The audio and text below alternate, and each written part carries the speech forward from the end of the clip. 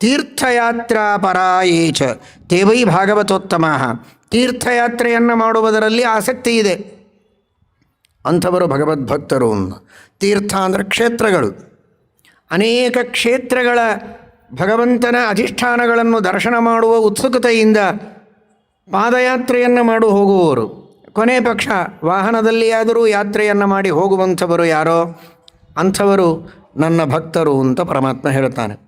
ಇಲ್ಲಿ ಒಂದರ್ಥ ಕ್ಷೇತ್ರಗಳಿಗೆ, ವೆಂಕಟಾಚಲ ದೊಡ್ಡ ಕ್ಷೇತ್ರ, ಆ ಕ್ಷೇತ್ರದ ದರ್ಶನ, ಕ್ಷೇತ್ರ ಮೂರ್ತಿಯ ದರ್ಶನ, ಅದಕ್ಕಾಗಿ ಯಾತ್ರೆ ಮಾಡುವವರು. ತೀರ್ಥಗಳು ಅಂದರೆ ಗಂಗಾದಿ ತೀರ್ಥಗಳು, ಪವಿತ್ರವಾದಂತಹ ಜಲ, ಆ ಜಲದಲ್ಲಿ ಸ್ನಾನ ಮಾಡಬೇಕು, ನದಿಯಲ್ಲಿ ಸ್ನಾನ ಮಾಡಬೇಕು, ಸರೋವರದಲ್ಲಿ ಸ್ನಾನ ಮಾಡಬೇಕು ಅಂತ ದೂರದಿಂದ ಯಾತ್ರೆ ಮಾಡಿ ಹೋಗುವವರು ತೀರ್ಥಯಾತ್ರೆ ಮಾಡುವವರು. ಕ್ಷೇತ್ರ ದರ್ಶನ, ಅಲ್ಲಿರುವ ಪವಿತ್ರ ಜಲದಲ್ಲಿ ಮಿಂದು ಪಾವಿತ್ರ್ಯವನ್ನು ಪಡೆಯುವ ಅಪೇಕ್ಷೆಯಿಂದ ಯಾತ್ರೆ ಮಾಡೋದು. ಇನ್ನೊಂದು ತೀರ್ಥ ಅನ್ನೋದಕ್ಕೆ ಶಾಸ್ತ್ರ ಅಂತ ಅರ್ಥ ಇದೆ. ತೀರ್ಥಯಾತ್ರೆ ಶಾಸ್ತ್ರಗಳ ಶ್ರವಣ ಮಾಡುವುದಕ್ಕಾಗಿ ಯಾತ್ರೆ ಮಾಡೋದು.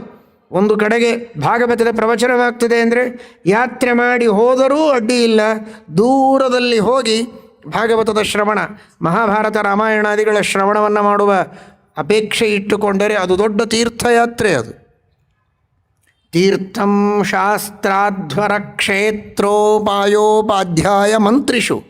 ತೀರ್ಥ ಶಬ್ದಕ್ಕೆ ಅನೇಕ ಅರ್ಥಗಳಿವೆ.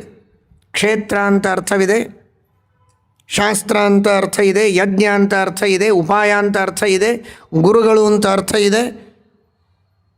ಗುರುಗಳ ದರ್ಶನಕ್ಕಾಗಿ ದೂರ ನಡೆದು ಹೋಗುವುದು, ದೇವರ ದರ್ಶನಕ್ಕಾಗಿ, ಪವಿತ್ರ ಜಲದಲ್ಲಿ ಸ್ನಾನ ಮಾಡುವುದಕ್ಕಾಗಿ, ಶಾಸ್ತ್ರದ ಶ್ರವಣಕ್ಕಾಗಿ, ಯಜ್ಞಯಾಗಗಳ ಸಂದರ್ಶನಕ್ಕಾಗಿ ದೂರ ದೂರ ನಡೆದು ಹೋಗಿ ಆ ಸತ್ಕರ್ಮಗಳಲ್ಲಿ ಭಾಗವಹಿಸಿ ಅದನ್ನು ದರ್ಶನ ಮಾಡಿ ಶ್ರವಣ ಮಾಡಿ ಬರುವುದುಂಟಲ್ಲ, ಇದೆಲ್ಲವೂ ತೀರ್ಥಯಾತ್ರೆ. ಕೇವಲ ಅಲ್ಲಲ್ಲಿ ಕಾಶಿ, ಗಯಾ, ಪ್ರಯಾಗ ಇತ್ಯಾದಿ ಕ್ಷೇತ್ರಗಳಿಗೆ, ರಾಮೇಶ್ವರಾದಿಗಳಿಗೆ ಹೋಗುವುದು ಮಾತ್ರ ತೀರ್ಥಯಾತ್ರೆ ಅಂತ ತಿಳಿಯಬೇಡಿ. ಅದೂ ತೀರ್ಥಯಾತ್ರೆ, ಅದು ಮಾತ್ರ ಅಲ್ಲ.